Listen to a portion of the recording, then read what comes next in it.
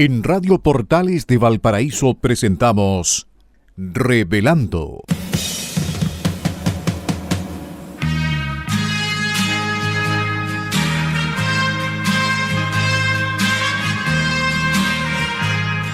Un programa donde se abordan temas de actualidad, contingencia y la agenda cultural de la zona. Entrevistas del ámbito nacional e internacional. Revelando es presentado y auspiciado por Asofar AG, Asociación de Oficiales de la Armada de Chile en Retiro, Asociación Gremial. Con ustedes, Revelando en Radio Portales de Valparaíso.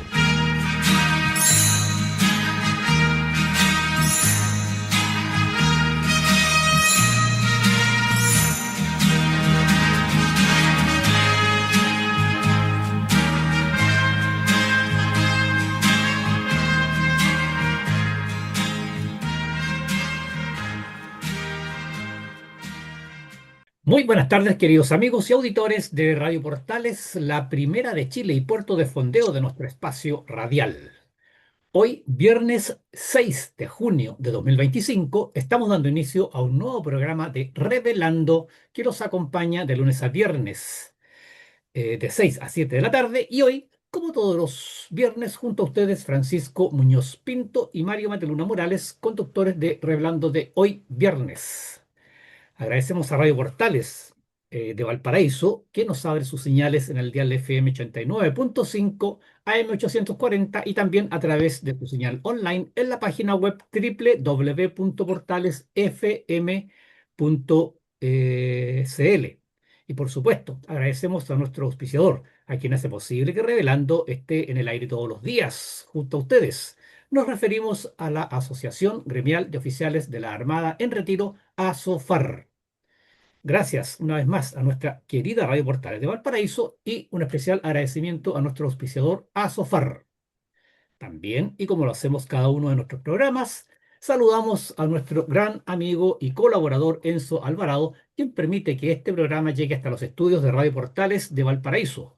Nuestro agradecimiento y saludo cariñoso a Enzo. Y por supuesto, saludamos y agradecemos a nuestros amigos radiocontroladores de Radio Portales de Valparaíso que colocan finalmente este programa en el aire. Nos referimos a don Luis Salinas y a don Gerardo Terán. ¿Cómo está usted, Francisco, en este húmedo y frío día viernes, primer Hola viernes de Mario. junio, ¿ah? Hola Mario, hola Enzo. Oye, esperando el buen tiempo que nos tienen avisado para la próxima semana. Se habla de lluvia el miércoles, jueves, viernes, sábado, domingo, una cosa así, lunes. Se viene buen tiempo. Ojalá que sean con mesura, que no sean Claro. esas tormentas que hacen sufrir a la gente. Ahora, hay que mojarse y pasar frío, pero así es el invierno y la lluvia es indispensable. Oye, y adhiero al aniversario de Radio Portales. ¿Cuántos años son? ¿65? 65 años. 65 años de Radio Portales, así que Sí, un por afectuoso supuesto. saludo para esta tremenda radio, esta tremenda organización, las personas que laboran en la radio, las personas que le dan vida a la Radio Portales y durante tantos años ocupando un lugar tan determinante y tan importante en, diría yo, el Gran Valparaíso.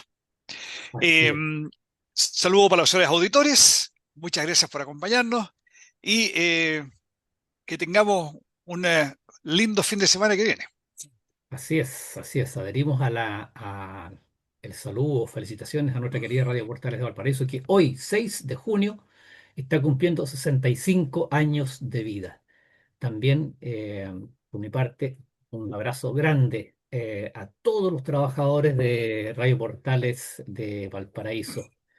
Y nuestra casa radial, pues aquí estamos desde hace ya varios años con Francisco Muñoz en el Revelando de los días viernes. Así es que un abrazo grande a todos quienes trabajan en Radio Portales de Valparaíso en su aniversario número 65, hoy día que se cumple hoy, 6 de junio.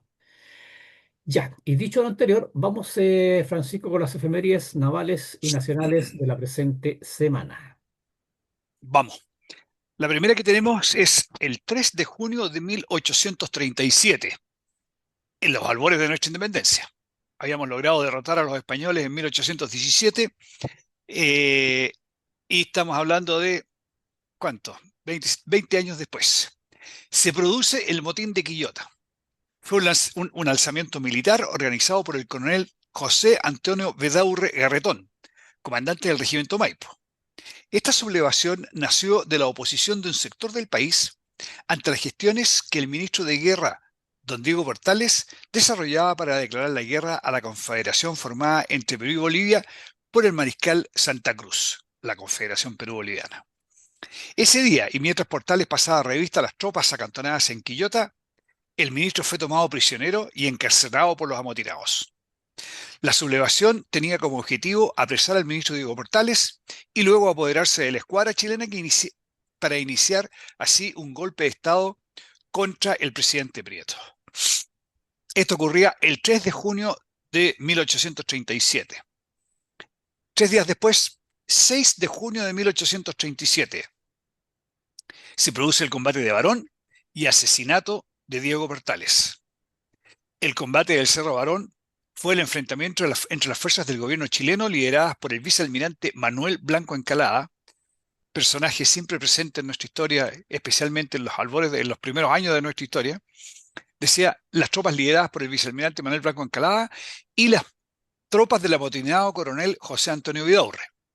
El combate resultó en una derrota para los rebeldes, que fueron dispersados, y en la consolidación del gobierno de José Joaquín Prieto. Habiendo sido llevado por los amotinados desde Quillota a Valparaíso, mientras se desarrollaba el combate de Barón, el capitán Santiago Florín, hijastro de Vidaurre y responsable de Portales, hizo bajar al ministro desde el coche en donde lo llevaba engrillado y ordenó a 8 soldados asesinar a Portales. Por disposición del gobierno y de la Iglesia chilena, el corazón del estadista, nacido el 16 de junio de 1793, cuya única doctrina y partido fue el de Chile, grande y aclamado por su progreso, fue depositado su corazón en custodia en el interior del Templo Espíritu Santo de Valparaíso. Estos hechos, Mario, del 3 y el 6 de junio de 1837, son parte de las páginas negras de nuestra historia. Los relatos dicen que el apellido Vidaurre Leal nació de este hecho, en que otras personas que tenían el apellido Vidaurre, ante la acción de este coronel, se cambiaron a Vidaurre Leal en señal al desprecio, digamos, no al desprecio, al rechazo de lo que este señor Vidaurre estaba realizando. Diego Portales fue un tremendo líder, digamos, en nuestra historia. Pero bueno, llevábamos 20 años de historia, ya no estaba Bernardo Higgins. No es fácil, no es fácil iniciar la vida de un país. Fueron complicados los primeros inicios de nuestro Chile independiente, sí es cierto. Este y varios otros hechos, digamos, de convulsiones se vivieron en aquella época. Ujú. Exactamente. 6 de junio de 1866. Recala en el fondeario de Chiloé el monitor Huáscar, y un día después lo hace la fragata Independencia, buques adquiridos de Inglaterra por el Perú. Al tocar tierra chilena, tras 5 meses de azarosa navegación, la guerra de España se encontraba terminada. Recordemos brevemente, habíamos tenido una guerra contra España, que Chile se apoyó a Perú Exacto. y combatimos juntos contra España. No alcanzaron a participar el Huáscar de la Independencia, y estos dos buques, desgraciadamente, países hermanos, se enfrentaron con la Esmeralda y la Covadonga el 21 de mayo en el combate naval de Iquique. 2 de junio de 1879.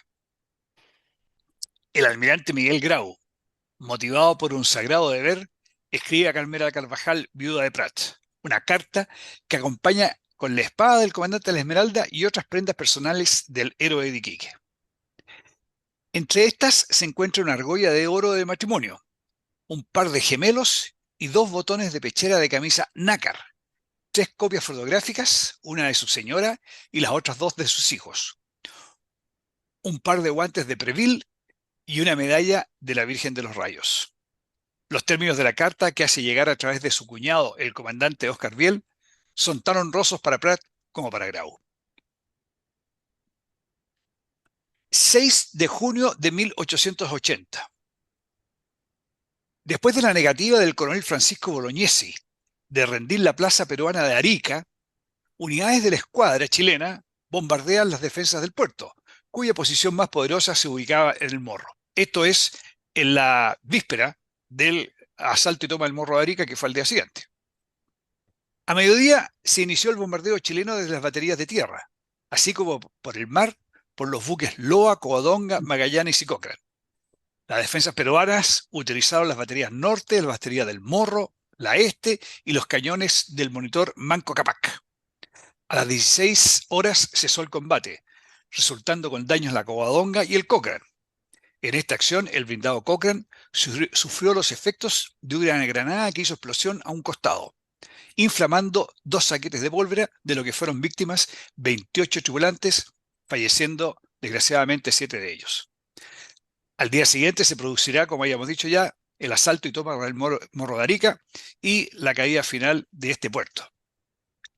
Este hecho, este combate del 6 de junio, este bombardeo, digamos, del 6 de junio de 1880, se confunde con otro que ocurrió unos meses antes, en el mes de febrero, en que Claro. participó el Huáscar y la artillería del Manco Cápac impactó al Huáscar, falleciendo, el Huáscar ya con bandera chilena, falleciendo el comandante del buque, el comandante Thompson. Así es. 3 de junio de 1929 se firma el Tratado de Lima, por el cual los gobiernos de Chile y Perú resuelven el asunto de la soberanía de las provincias de Tacna y Arica. El acuerdo, que fija una línea de la Concordia de 180 kilómetros, es ratificado por los congresos de ambos países el 28 de julio siguiente. El Tratado de Ancón entre Chile y Perú, que puso fin a las hostilidades entre ambos estados, concedió a Chile en forma permanente el departamento de Tarapacá y en forma provisoria el de Arica, y fijó en 10 años el plazo para la realización de un plebiscito, de modo que fuera la población local la que decidiese a qué nación pertenecer. El referéndum nunca tuvo lugar y las prolongadas negociaciones y después de prolongadas negociaciones se resolvió dividir en dos el territorio del litigio, mediante una línea imaginaria que corre 10 kilómetros al norte y paralela al tendido del ferrocarril Arica-La Paz. Así, Arica quedó definitivamente en territorio chileno y la vecina Tacna retornó a soberanía peruana. En realidad, esto de que fuera la población la que definiera en un plebiscito era imposible de realizar.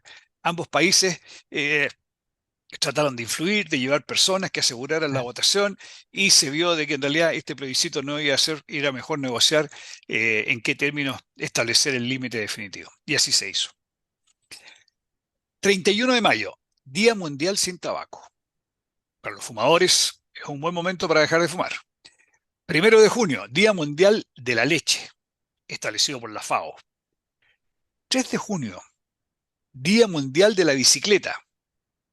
Pensando en los beneficios que trae la bicicleta, bajarse del auto y subirse a la bicicleta no solamente ahorra dinero, sino que además te regala años de vida. 4 de junio, Día Internacional de los Niños Víctimas Inocentes de Agresión. 5 de junio, Día Mundial del Medio Ambiente. Mario, eso es lo que teníamos para hoy. excelente. Oye, estaban cargaditas al 6 de junio las efemérides de esta Sí, semana, ¿ah? sí. Hay varias del 6 de junio, sí. Ya, pues vamos entonces con nuestra pauta del día de hoy. Y el primer tema, como ya es tradicional en nuestro programa, son las historias de Valparaíso. Y en esta oportunidad vamos a continuar compartiendo con nuestros auditores los asesores de Valparaíso, en su parte 2 ya.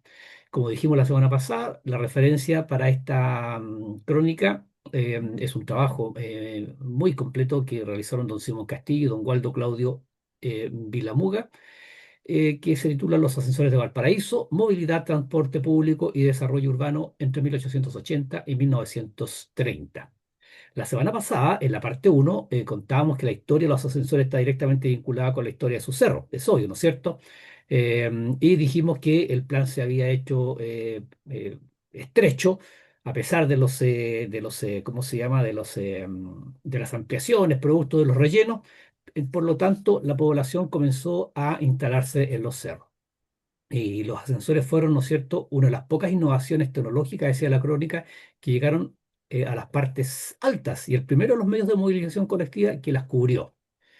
También contamos que los ascensores, el primer ascensor fue construido en 1883 y el último fue inaugurado en 1932 y fueron 30 los carros que estuvieron funcionando en la ciudad de Valparaíso. Y que el primero de estos que comenzó a funcionar, dijimos, en 1883, fue aquel ubicado en el Cerro Concepción, en el sector de la Cruz de los Reyes, frente al reloj Turri. Ya, pues entonces continuamos con la crónica y decíamos que el primer ascensor fue el del Cerro Concepción de 1883. Entonces, el ascensor Concepción fue modelo para los que siguieron, estructurado sobre la base de carros dotados de dos pares de ruedas montadas sobre dos ejes fijos, unidos a su vez a la plataforma que sirve de base al carro. Por su parte, la vía está compuesta por dos tramos paralelos de dos rieles cada uno, lo que permite el tránsito de una cabina que baja y otra que sube al mismo tiempo. Respecto del apoyo del riel, este presenta diversos materiales dependiendo de la topografía del suelo. Los apoyos más comunes usados en los ascensores porteños son el radier de hormigón, construido directamente sobre el suelo, y la viga metálica descansando en fundaciones de albañilería o de mampostería. En cuanto a la Mario, capacidad. perdón, te interrumpo brevemente, ¿ah? Para la gente que no ha andado en los ascensores o que no se lo imagina bien, esta base, digamos, de hormigón, uno la ve cuando va subiendo o bajando por el ascensor, uno ve es visible toda esta estructura que tú estás indicando, la base de hormigón y los rieles arriba. Así es cierto. Y en la foto se ve clarísimo, digamos, se ve clarísimo. Esto como esqueleto que se ve debajo de los funiculares, de los carros, digamos. En cuanto a la capacidad de pasajeros, en 1910 se expresaba que, comillas, todos los ascensores tienen capacidad para 10 personas, con excepción de uno de los del Cerro de la Artillería, que conduce cómodamente 30 personas, y el eléctrico del Cerro Arón, que puede conducir 20, cierre de comillas. Poco después de 1893, un funicular doble de 4 vías se inauguró en el Cerro Artillería. Su amplia capacidad fue motivada por el continuo flujo de usuarios vinculados a la Escuela Naval, abierta ese mismo año. En el periodo de 1900-1910 se produjo la mayor instalación de ascensores. 12 fueron inaugurados en diferentes cerros. En 1900 entró en funcionamiento el ascensor Panteón, en 1902 el Peral y el Reina Victoria, el Mariposas en 1904 y el Arrayán y el Esmeralda en 1905. Solo en 1906 se inauguraron 3, el Florida, el Barón y el Villaseca, mientras que el Cerro La Cruz lo hizo en 1908, el Larraín en 1909 y el Santo Domingo en 1910. Este último, que servía a un cerro popular, conectó con el barrio Puerto, un sector que para esa misma fecha se caracterizaba por la presión demográfica sobre el espacio habitable. En rigor, Valparaíso estaba aumentando su población de manera drástica. De 100.000 habitantes que tenía en 1880, pasó al doble en 1930. Esto repercutió en una creciente urbanización, muchas veces informal, de los cerros porteños y en una cada vez mayor demanda por los ascensores. Y dicho sea de paso, perdón, recordamos que la semana pasada aclaramos, ¿no es cierto?, que en el fondo casi todos estos medios son en realidad funiculares. Los que son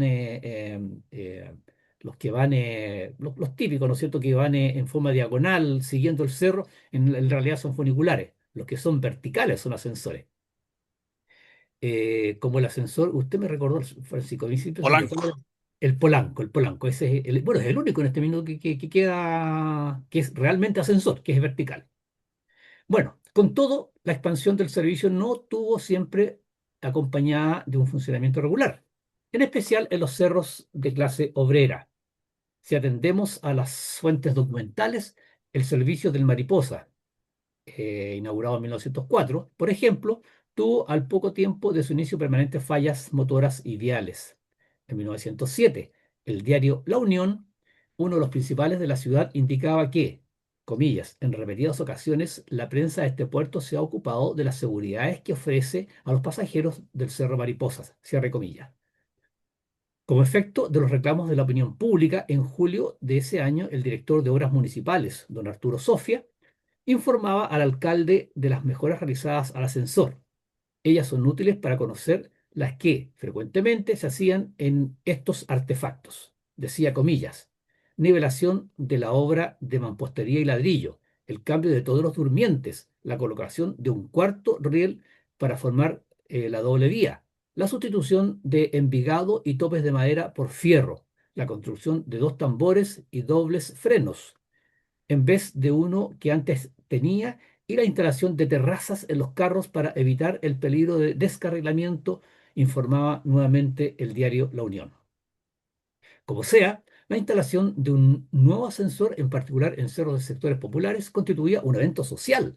Por ejemplo, en 1907 se colocó la primera piedra de las obras de edificación del funicular del Cerro La Cruz, gracias a las gestiones del Comité de Adelanto del Sector.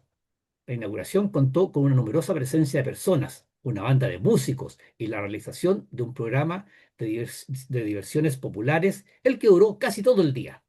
Así, las principales calles del cerro se encontraban engalanadas con banderas y gallardetes y arcos de verdor, presentando un hermoso aspecto al finalizar el programa.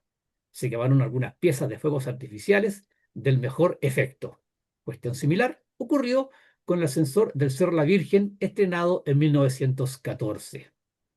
Hasta entonces, la fuerza motriz de los funiculares porteños se basaba en la energía hidráulica y en un sistema de tracción que presentaba diversas complejidades. Por lo tanto, la inauguración del cerro eléctrico del Cerro Barón, esto fue en 1906, con una extensión de casi 100 metros, llegando a la cota de los 75 metros de altura, fue una innovación relevante para este medio de transporte y sus usuarios.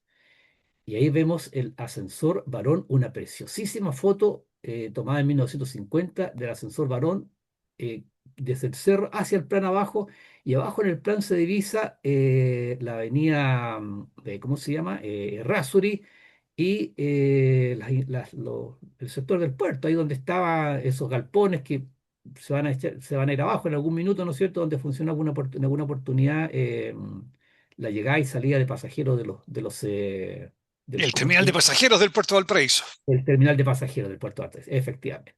Oye, y el ascensor varón, la foto del ascensor varón de perfil es un símbolo de Valparaíso, es el ascensor más Sí, claro. fotogénico. Así es.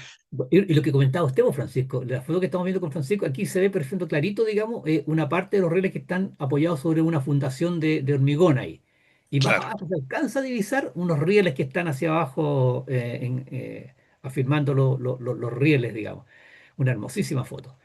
Esta máquina entregó conectividad a los 30.000 habitantes del Cerro Abrón, que constituían una sexta parte de la población total de la ciudad y estaban mayoritariamente vinculados con el trabajo ferroviario en torno a la maestranza de ferrocarriles. Se trataba, en tanto, de un cerro de clase obrera. Cerca de ahí, en Avenida Argentina, se construyó en 1916 el ascensor Polanco, ¿no es cierto? Que estamos hablando que es el único que está quedando como ascensor, el vertical. El que, en rigor, dice la crónica, esto lo estoy leyendo, que es, en rigor, el único ascensor propiamente tal de Valparaíso, con acceso a los 34 metros de altura en su estación de arribo, fue visto en su momento por la opinión pública como, comillas, un ascensor moderno, cierre comillas, ya que no descansaba sobre rieles, sino ascendía verticalmente, al igual que los edificios. Se aplaudía a los, comillas, cómodos y nuevos vagones, y en la prensa se expresaba que, con esta nueva instalación en uno de los barrios más populosos de Valparaíso, a la vez se proporcionará positivos servicios al público, embellecerá al mismo tiempo el Cerro Polanco. Es de felicitarse el alto espíritu de progreso que guía a esta clase de empresas al construir en puntos tan difíciles por su estructura obras de ingeniería de tal magnitud. Cierre de comillas. Eso decía la prensa de la época. A diferencia de las publicaciones acerca de los problemas de inseguridad del Cerro Mariposa y otros, esta descripción del Cerro Polanco, resaltando tres dimensiones de su vanidad, o sea, servicio público, estética, urbana e ingeniería, prestigiaba un desenvolvimiento exitoso de los ascensores durante las décadas siguientes. No obstante, un cambiante contexto social y tecnológico promovió nuevas situaciones. Vamos a llegar hasta aquí, Francisco. Vamos a llegar hasta aquí. A continuación, la próxima semana vamos a hablar del rol de los actores privados en la expansión del sistema. Es muy importante.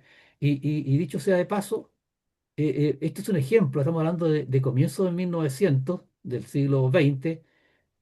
La empresa privada siempre ha sido absolutamente importante en el desarrollo del país. Y ahí la próxima crónica va a hablar efectos, ¿no es cierto?, de cómo intervino la empresa privada en este medio tan importante para aquella época, bueno, y todavía, los ascensores de Valparaíso.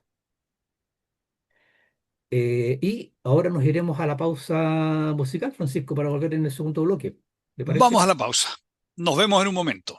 Muy bien, queridos amigos, estamos de regreso para iniciar el segundo bloque de su programa Revelando.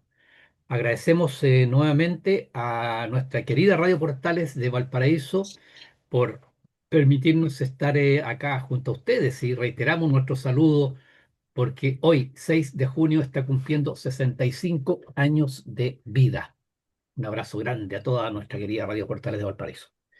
Y también recordamos y agradecemos a la Asociación Gremial de Oficiales de la Armada en Retiro, ASOFAR, auspiciador de Revelando.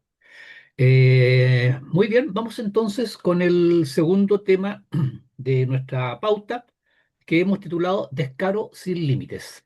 A ver, en una entrevista de anoche, no, antenoche, en el programa Tolerancia Cero de CNN, el presidente Boric sostuvo, comillas, el que no haya el nivel de protestas de 2011 o el 2019 no es suerte, es solo gobernabilidad. Gobernabilidad es producir acuerdos sociales para canalizarlos institucionalmente, perdón, y que las transformaciones se canalicen institucionalmente. Y eso es lo que la derecha históricamente ha demostrado que tiene poca capacidad de hacer. Cierre de comillas. Eso expresó el presidente Boric. Em, y parece increíble, ¿eh? O sea, por eso que pusimos, yo, sinceramente, con todo el respeto que me merezca presidente, pusimos Descaro sin límite el título. Porque si vemos la conformación del gobierno, la base, Partido Comunista y Frente Amplio, eh, quienes movilizaron, quienes fueron los que llevaron adelante las movilizaciones e intentos de revolución en 2011 y 2019, eh, Partido Comunista y Frente Amplio, pues sí, eso es lo que llevaron la bandera. Entonces, que él diga ahora que no ha tenido esos problemas porque este gobierno, gracias a la gobernabilidad, por favor, ¿o no, Francisco? El problema, Mario, es que el sector que tú mencionaste, si no tiene los votos, si no tiene los votos para ser electo democráticamente o para hacerse del poder haciendo uso de la democracia, porque no es en un ambiente democrático, sino que haciendo uso de la democracia porque sus fines no son la democracia, son otros. Digo, si ellos no tienen los votos, usan la calle, usan la violencia para hacerse del poder. Y eso fue lo que hicieron en las oportunidades que citaba el presidente Boric. O sea, no es ningún orgullo eh, haber llevado haber traído la violencia al país, haber traído la violencia a las calles. Además que eso no es gratis. Eso genera un freno al desarrollo social. Ese desarrollo social que todos anhelamos, que todos decimos querer, pero que hay un sector que la verdad es que no lo quiere o digamos, no es claro para luchar en aquello, porque traer la violencia genera desestabilidad, genera desconfianzas, genera enfrentamientos, destruye familias, hace un daño pero muy, muy grande para el país y para toda la sociedad. Y aunque sea reiterativo, pero pero efectivamente así, ¿quiénes son los que se ven más beneficiados? O sea, perdón, ¿quiénes son los que se ven más perjudicados? Como siempre, los que se ven más perjudicados son los más pobres, los que les cuesta más transitar por la vida. La gente que ha sido más exitosa sabe encontrar el camino y de alguna manera se las arreglan para sobrevivir.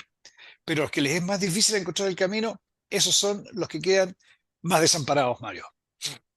Así es, Francisco. Bueno, solamente recordar que los sindicatos y los gremios, los principales sindicatos y gremios, están capturados por el Partido Comunista.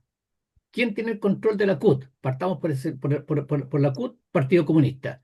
¿Quién tiene el control del Los gremio de profesores? profesores, El Partido Comunista. ¿Quién tiene el control de, bueno, en general de todos los gremios, pues, médicos, etcétera? Eh, todo el área de la salud en general. en el Claro. Partido Comunista o la extrema izquierda.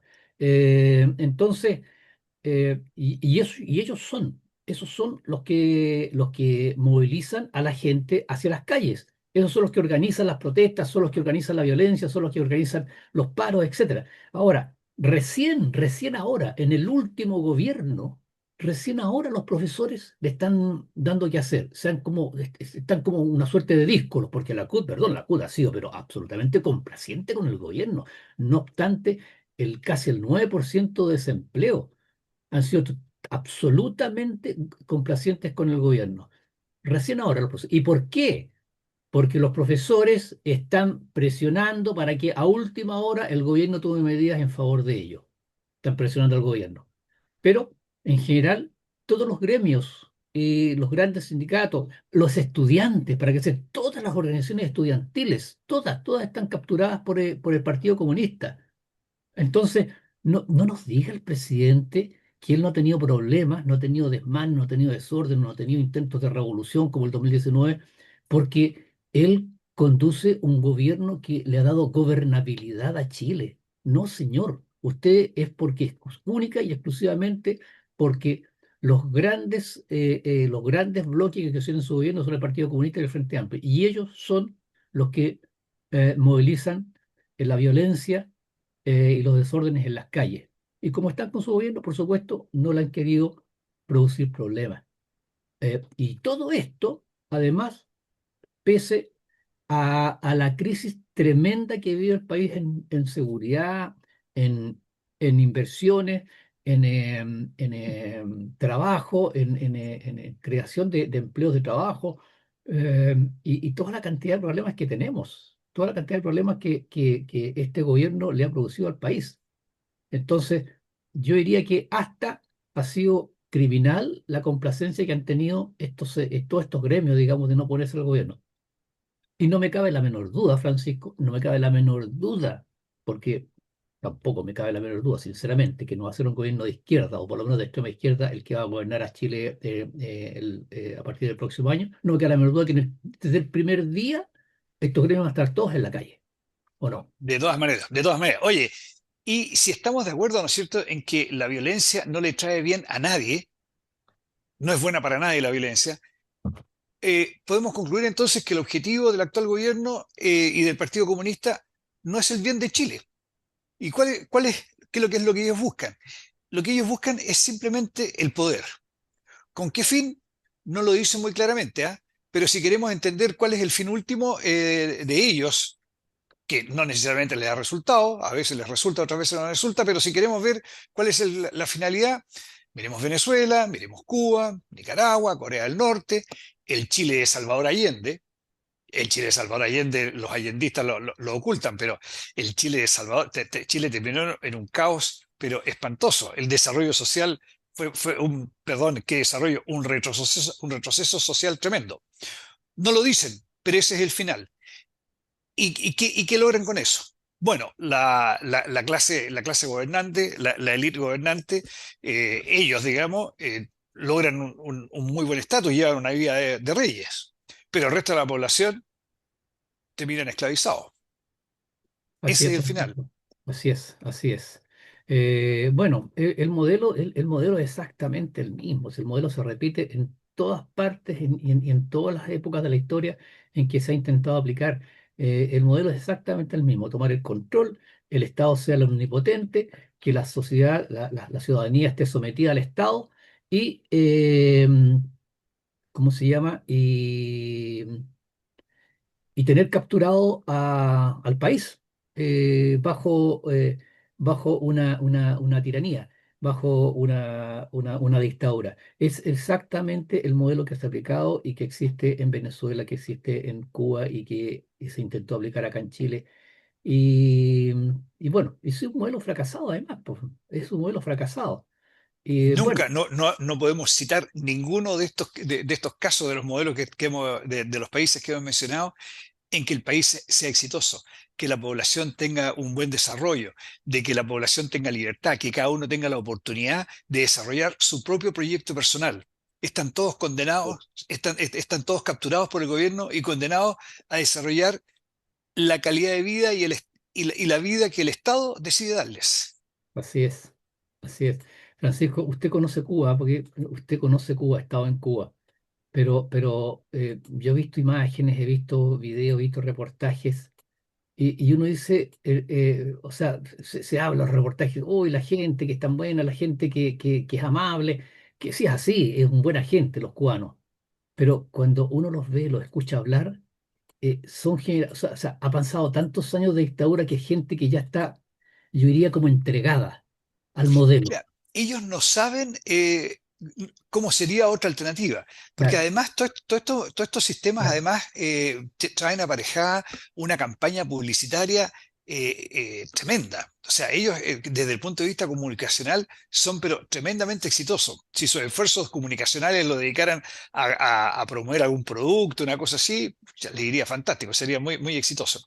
Entonces, la población, y como está cerrado, por ejemplo, en Cuba no tiene acceso a Internet. No sé el caso claro, de Venezuela, porque no estaba en Venezuela, en la Venezuela de Nicolás Maduro, digamos, pero sí en Cuba no había. De hecho, me decía un cubano, partidario del régimen, me decía, no, nosotros este problema del levantamiento y las malas influencias y la coordinación entre los opositores lo tenemos solucionado. No hay Internet, esto de las redes sociales aquí en Cuba no existe. Y lo decía con orgullo, porque para él era incomprensible que alguien se pudiera oponer al régimen. En ese tiempo estaba Raúl Castro, cuando estuve yo en Cuba, estaba, Fidel todavía estaba vivo y Raúl Castro estaba de de presidente. presidente. Y Sí. a todo esto uno se paseaba por las calles, la pobreza es una pobreza franciscana. Ahora, el clima es bueno, las playas son bonitas, entonces al final la vida no es tan mala, la naturaleza les da una vida privilegiada, pero lo que les da el Estado, la calidad de las viviendas, las únicas viviendas nuevas, recorrí bastante en Cuba, las únicas viviendas nuevas que vi fueron unas barracas que construyeron los rusos, perdón, la Unión Soviética, para llevar a los afectados a una suerte de hospital o lugar sano para vivir, a los afectados de Chernobyl, Ah, de la central ¿cierto? nuclear que tuvo el accidente este y que Claro. llevaron a las personas más afectadas, las llevaron a Cuba. Y que los rusos los soviéticos construyeron unas barracas allá para recibir a esta gente. Esa fue la única construcción nueva que vi en todo lo recorrido por Cuba. Sí, es cierto, es cierto. Y es triste. Es triste ver a la persona que no tiene ninguna capacidad, no tiene ninguna intención de surgir, solamente de conformarse con las migajas que recibe del Estado. Pero Exacto. no tiene la capacidad de decir, yo voy a, gracias a mi esfuerzo, voy a surgir, voy a obtener mejores medios, voy a tener una mejor calidad de vida. Bueno, eso es lo que Desarrollar un proyecto personal. no No sucede. tiene ninguna posibilidad de No desarrollar un tiene, proyecto personal. El no hay. proyecto de ellos es el que les da el Estado. El que le da el Estado, efectivamente. Bueno, dejemos ahí este tema. Vamos con el próximo tema de la pauta que hemos titulado Ojo con con la demagogia. A ver, el señor ministro del Trabajo, don Giorgio Bocardo, que en realidad no se ha escuchado hablar, pero nada de él, él asumió ahora recién en abril, en todo caso de este año, asumió el Ministerio del Trabajo. En una entrevista hace 2 días atrás en el Mercurio, eh, él dijo lo siguiente, comillas. Es discutible la premisa de que toda reforma que fortalece derechos laborales a priori, perdón, repito, es discutible la premisa de que toda reforma que fortalece derechos laborales es a priori un mayor costo laboral. Esto lo dijo el señor Bucardi.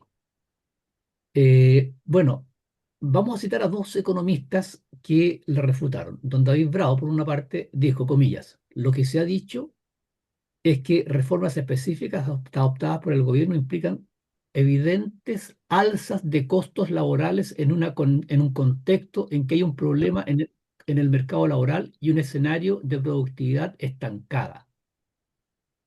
Y dice, este tema del aumento del incremento, el aumento del salario mínimo y la reducción de jornada de 45 a 40 horas no es un supuesto, son datos objetivos. Y por su parte la señora Cecilia Fuentes dijo, comillas, yo creo que el efecto de estas políticas depende del contexto en que se produzcan. O sea, efectivamente hay veces que es necesario avanzar en derechos laborales, pero es muy distinto hacerlo en un contexto de crecimiento económico. Entonces, son derechos laborales que a los sectores de mayor calificación no los afectan, pero sin duda a los de menor calificación sí, porque se dan en un contexto de bajo crecimiento y de automatización de las empresas. Entonces, eh, claro, si aquí lo que pasa es que como siempre, en la extrema izquierda, el Partido Comunista siempre está enfrentando a sectores de la población. Los que están a favor de los trabajadores, los que están a favor de que los trabajadores tengan más beneficios, los que están en contra de los trabajadores. Si aquí no se trata de estar en contra de los trabajadores, si ojalá que aquí en Chile existiera un sueldo de 1 millón, de 2 millones de pesos, pero eso va a ser imposible si las condiciones económicas del país no lo permiten.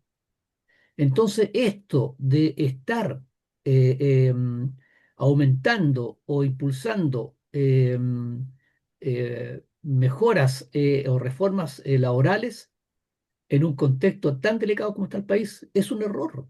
Es un error porque al final terminan pagando la gente, nuevamente, los de más escasos recursos, la gente más desposeída, es la que siempre termina pagando el pato, porque siempre son los que van a quedar desempleados y son los que les va a afectar más las alzas de precios o la escasez.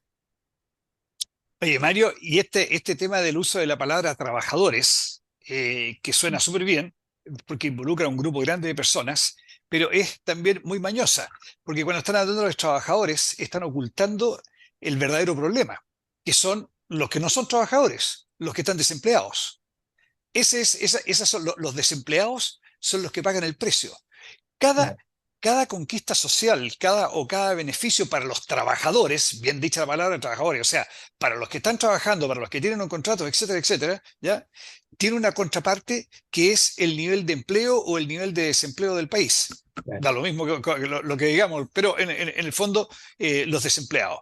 Si tuviéramos en el país pleno empleo, como los hay países, ¿cómo se llama?, que tienen una excelente calidad de vida, si tuviéramos pleno empleo aquí en el país, bueno, avancemos en los beneficios sociales, todo lo que queramos, todo lo que la economía permita. Ni siquiera se requieren leyes, porque resulta que el que quiere contratar gente, eh, si hay escasez de personas, porque está todo el mundo ocupado, si hay escasez de personas, va a tener que va a tener que dar mayor cantidad de beneficios. A mí me llama la atención porque la verdad es que los desempleados deberían ser siempre, los desempleados deberían ser la verdadera preocupación del gobierno. Y la mejor forma de ayudar a los desempleados es generar o desarrollar políticas que Por generen empleo. supuesto, por supuesto. Sin embargo, ¿dónde está el centro? En los trabajadores. ¿Por qué? Estimo yo, porque los trabajadores, con eso se aseguran el voto de los trabajadores. Tienen que hacerse o los lindos con los trabajadores, tienen que hacerse propaganda. Porque si no, los trabajadores van a votar, están ahí y van a votar por otra persona. Entonces mi duda es, ¿esa es la política social que queremos? Olvidarnos de los empleados y dedicarnos a los que, no voy a decir que los trabajadores, todo el mundo está viviendo una vida de Bill Pap, pero están en mucho mejores condiciones que los desempleados. ¿Dónde debería estar el foco principal del Estado? En los desempleados. ¿Y cuál es la forma de ayudarlos? Generando empleo. Y creando empleo, si no hay otra forma. Eso es lo que, queridos amigos, tenemos que de una vez por todas convencernos. En la medida que tengamos progreso, en la medida que tengamos desarrollo, va a haber mayor trabajo. Y esto de las conquistas o de las, ¿cómo se llama? Esto de las reformas, de los beneficios laborales, no va a ser ni siquiera necesario, lo mencionó Francisco la pasada recién, ni siquiera va a ser necesario que lo imponga nadie, se dan solos. Solos van a aumentar los salarios, solo van a aumentar las condiciones de trabajo, solo. ¿Por qué? Por lo que dijo Francisco, en una condición ideal de pleno empleo, eh, Las empresas son las que se pelean. Ahora no son los trabajadores que pelean por ingresar a una empresa, son las empresas que se pelean a los trabajadores. Y para poder mantener a los trabajadores, aumentan los beneficios, le aumentan los beneficios. Entonces, es un círculo virtuoso, no como el que hay ahora, que es un círculo absolutamente negativo, un círculo vicioso.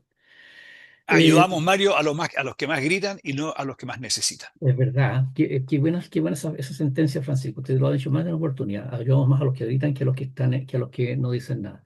Ya, vamos rápidamente, se nos está yendo el programa con el último tema que hemos titulado Venganza no es justicia. Aquí vamos a hacer referencia a una carta del abogado Carla Fernández, publicada en el Libro Constitucional hace cuatro días atrás, fue después de la cuenta presidencial. El presidente de la República, en su cuenta presidencial del domingo pasado, dio a conocer de que va a cambiar, se cambiará la condición de la cárcel de Punta Peuco, la condición de recinto especial por una cárcel común. O sea que ahí entre cualquier persona. Y esto fundamentado en quitarle el supuesto privilegios que tiene este penal. Bueno, vamos a contar muy rápidamente porque desgraciadamente se nos va el programa. eh, Tres aspectos que hacen esta cárcel que sea especial. El perfil criminológico de los reos. Esto es dicho por la abogada Carla Fernández, me parece que es abogada penalista. Eh, eh, a ver, el perfil criminológico. Esta gente que está procesada por eventuales delitos cometidos eh, en el cumplimiento de órdenes, por su trabajo, por su desempeño, ¿no es cierto? Como integrante de las Fuerzas Armadas que estaban en el país. O sea, aquí estos delitos no fueron cometidos por, no sé si me explico correctamente, Francisco, no es que ellos hayan querido robar, por ejemplo, el ladrón o asaltar a una persona, porque No ellos, se, y no se concertaron, que muchas veces los acusan de eso, no se concertaron o no se coludieron para delinquir. Ellos eran parte de una institución jerarquizada y estaban obedeciendo estaban órdenes. cumpliendo órdenes, correcto.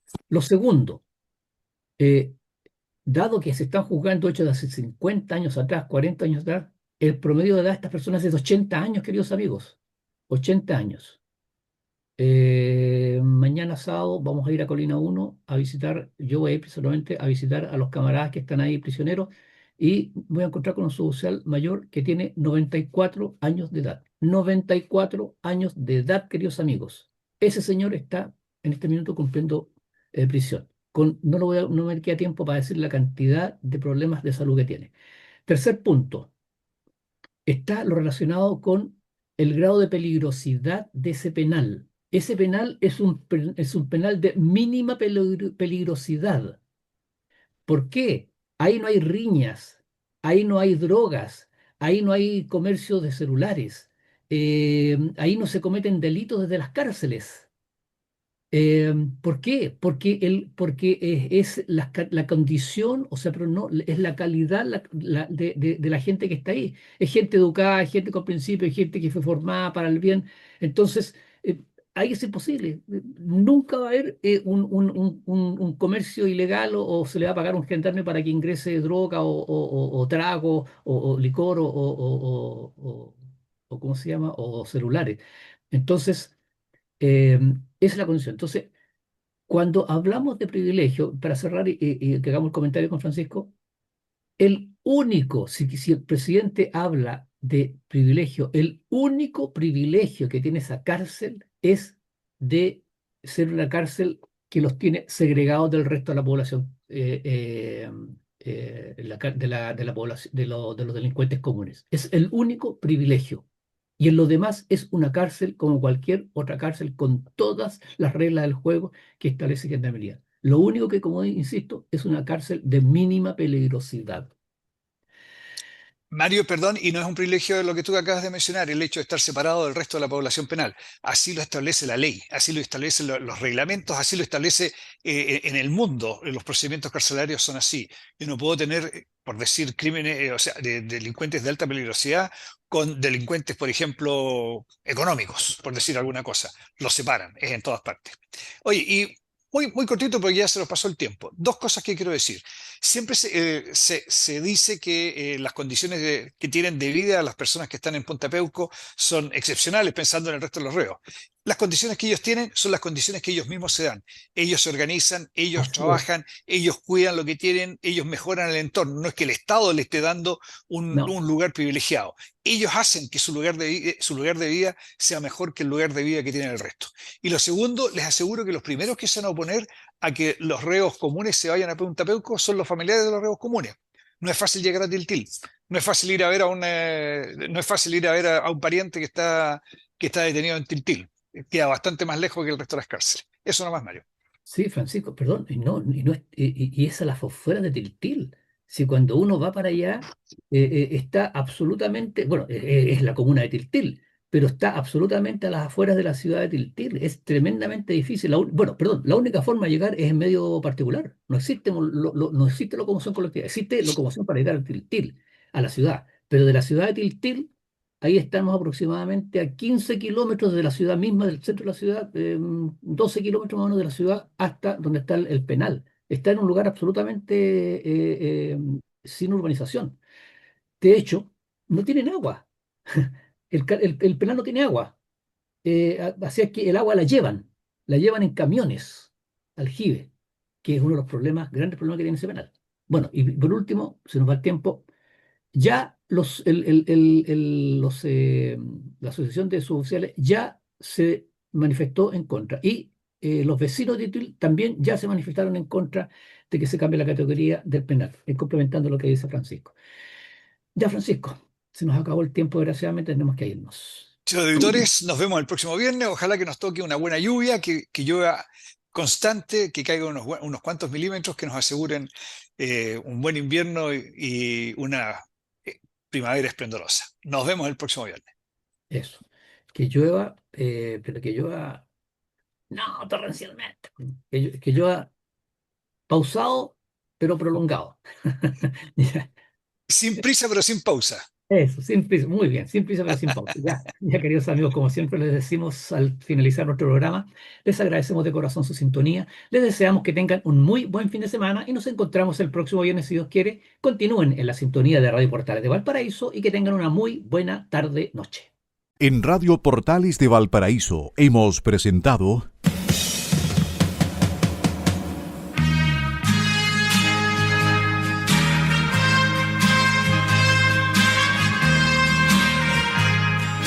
Revelando, un programa donde se abordan temas de actualidad, contingencia, entrevistas del ámbito nacional e internacional. Revelando es presentado y auspiciado por Asofar AG, Asociación de Oficiales de la Armada de Chile en Retiro, Asociación Gremial. Sintonícenos en un próximo programa. Buenas tardes.